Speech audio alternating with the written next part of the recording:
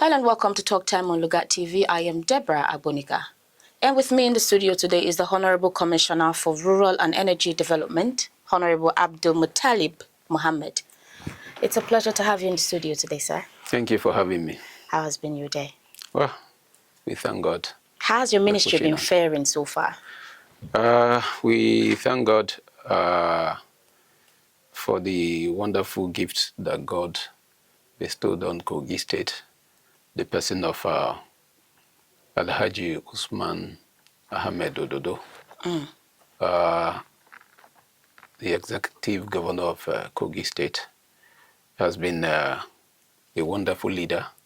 He has given us in the Ministry of Rural and Energy Development, matching orders of what vision he has for the state as regard the improvement of power supply and equally enhancing the rural development for the rural people of Kogi State.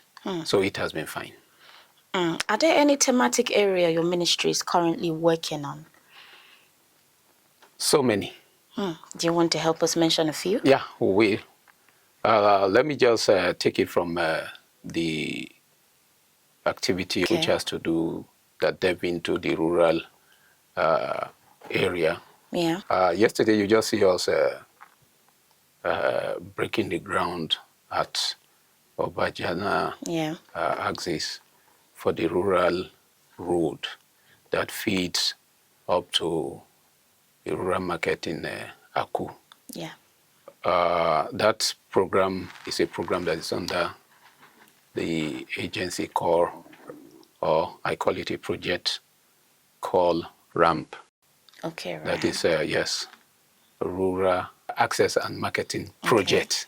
Okay. So basically what it is meant to achieve is to create, to connect the rural people to the economic activity of the state by providing them with roads that will aid and facilitate them bringing out their farm produce to the market.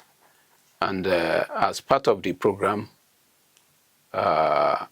markets are equally enhanced and built in the rural area just to make sure or ensure that the economic activity of the rural people are counted as part of the activity of the state. So that is just one side that concerns RAMP. Away from that, coming to the energy, where much of our activity is centered around. We have a project domicile in so many areas. We have some that we have done in Kogi East. We have some that we have done in the West. And we have so many within Lokoja here. And we equally have that has to do with Costec, which is taking power from the transmission station in Okene, which is about 48 kilometers stretch to Costec. Knowing that Costec basically is an institution that has to do with engineering, research, a lot of electricity is required there. Yes.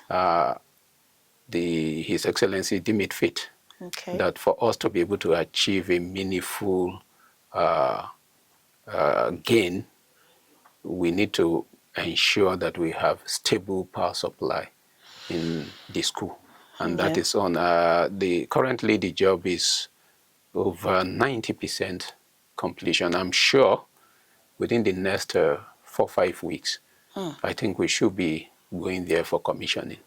Then we equally have in the GRA here in Lokoja, a relief substation was created to benefit the good people of the GRA, because we are all very much aware of a lot of handicaps that bedevil the AEDC, whose primary assignment is to provide electricity for the people of the state.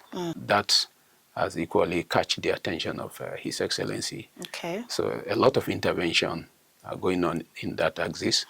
We have somewhere around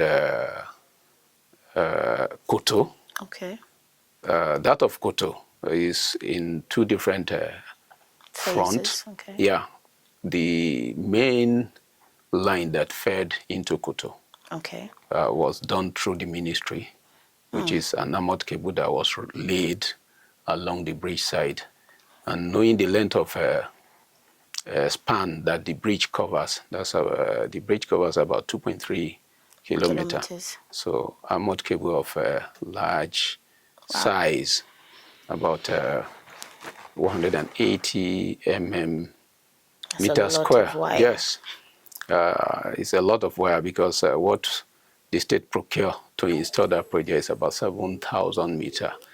You know, the way these things are measured, they are measured in phases. Yes. You have the red phase, the blue phase, the yellow phase. So what it means is that whatever you are doing in a particular phase is times 3. Wow. So from that again, a lot of transformers were equally procured. Okay. In Koto there, we replaced about two or three. In Central, we have replaced almost about 5. Wow. And somewhere along, that is after Commissioner Quarters, there's this village there. Kwararafa, yes. And there's that of Elete. So these are all interventions that we have carried out in recent time to aid the people, the good people of Kogi State, for them to have a better power supply. Wow, that's commendable, I must say. The state just recently passed into law the Kogi State Electricity Regulatory Commission. Is there any update as regards to that? Yeah. You've been able to make do with it? Yeah, thank you very much. Away from just passing the law. Okay. The law, as you know, passes a lot of process before it was finally passed. Yeah. And after passing the law, His Excellency has appointed a chairman for that commission, and we equally wrote a letter to the National NEC. Okay. That is National Electricity Regulatory Commission in Abuja, informing them, and they have equally replied, and they have equally notified the public and AEDC of the achievement of the state, and hoping that within the period that they sent those letters out, 45 days, AEDC will respond to us, being a service provider for the state. Yes, for this location. They will need to register what they call SUBCO. Okay. A SUBCO is a mini DISCO away from the main DISCO that will now manage the electricity business of Kogi State.